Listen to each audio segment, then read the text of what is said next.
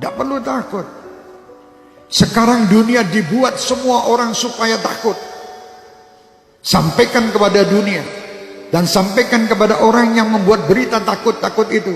Kami sebagai umat Islam dan kami bangsa Indonesia tidak pernah takut dengan siapapun. Kami hanya takut kepada Allah Subhanahu wa ta'ala yang menciptakan kita, yang menciptakan semua permasalahan yang ada ini. Allah, dekatlah kita kepada Allah, insya Allah semua akan nyingkir. Bingung sekolah Indonesia ini, dunia semua dengan corona. Astagfirullahaladzim. Kenapa tidak takut sama Allah? Anda lebih takut membeli alat-alat untuk mencegah supaya tidak kena corona, tapi Anda tidak pernah mendatangkan ustadz untuk menyegah anak cucu kalian masuk neraka. Tidak pernah. Pernah ragat untuk ngurusi anak cucu supaya tidak masuk neraka? Tidak pernah. Tapi kalau berita corona, apapun dijual guna untuk membeli supaya selamat daripada corona. Mau mati sekarang, mati besok tetap mati. Sudah tidak bisa, kita mau lari dari kematian, tidak bisa. Supaya kita selamat, ayo dekat kepada Allah. Tidak ada mudarat.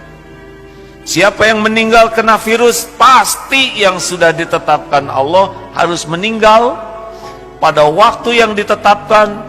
Didatangkan malaikat pencabut nyawa atas perintah Allah, lewat sakit kena virus. Tanpa kena virus itu pun yang meninggal tiap waktu tetap terjadi. Lalu apa yang harus kita lakukan? Apakah kita panik? Jangan. Panik tidak menyelesaikan masalah.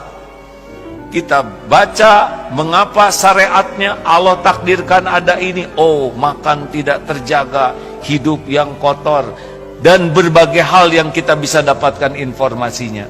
Efeknya, sempurnakan syariatnya, hidup bersih, makanan bersih, sikap bersih, plus doa yang banyak. Karena virus itu tidak akan menyentuh kita tanpa izin pemilik diri kita. Tubuh ini milik Allah hadirin, bukan milik kita. Tubuh ini tidak akan terluka sedikit pun tanpa izin pemiliknya. Tubuh ini tidak bisa mati kecuali dengan izin pemiliknya, Allah Subhanahu wa ta'ala. Oleh karena itu, mendengar virus corona, yang harus diingat bukan virusnya, tapi pencipta, penguasa, pemilik segala-galanya, Allah Subhanahu wa ta'ala. Dan kita harus tahu bahwasanya musibah itu bisa Allah timpakan kepada siapa saja. Fitnah itu akan bisa Allah timpakan kepada bukan orang yang berbuat zalim. Yang la tusiban alladziina dzalamu minkum khassah, tidak akan menimpa kepada orang yang bermaksiat saja, tidak. Bisa saja yang ridho dengan orang bermaksiat akan ketimpa juga. Mungkin semacam itu. Jadi ada sebuah tempat dia melakukan kemaksiatan lalu Allah timpakan musibah. Orang berimannya kena. Cuman buahnya orang beriman ini nanti tetap selamat di akhirat. Baik. Jadi semacam itu, musibah akan selalu ada. Hari ini ada ini, ada itu, kan selalu ada. Dan musibah dihadirkan oleh Allah bukan karena Allah tidak mampu untuk mengangkatnya, untuk mengangkat orang yang sadar kalau itu musibah dan bagaimana menyikapi musibah. Jadi Allah yang mengangkat derajat seorang hamba itu bermacam-macam cara. Ada jadikan ahli ibadah, kaya raya, sedang menderma, punya ilmu, jadi ulama, dan seterusnya. Ada dikasih sakit, kasih bencana, macam-macam. Itu kan kisah dunia. Kalau pengen nggak ada ujian, nanti masuk surga, nggak ada ujian. Baik. Lalu bagaimana sikap kita di saat kita melihat musibah yang menimpa satu kaum misalnya? Pertama, kembali kepada Allah Subhanahu wa ta'ala. Tadi kami sampaikan. Kembali kepada Allah. Banyaklah istighfar kepada Allah. Jadi kalau ada musibah itu adalah jangan sombong kepada Allah. Karena bisa saja musibah itu karena dosa-dosa kita. Banyak istighfar kepada Allah agar Allah jauhkan dari musibah. Istighfar yang banyak. Istighfar. Astagfirullah. Apa yang terjadi setelah datang virus corona? Apa yang terjadi? Rumah makan Islamic food di Singapura antrian panjang. Kenapa?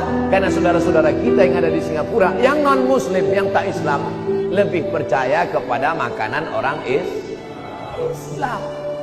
Bicara makanan ini bukan bicara tentang masalah Islam saja. Insya Allah kalau video ini kalian share, didengar oleh mereka, insya Allah banyak yang bersyahadat, insya Allah. Pas ditengoknya penceramahnya Abdul Somad, tak jadilah. Ustaz radikal nih. Kalian terlalu termakan isu. Jangan kalian makan isu. Yang dimakan itu bakwan.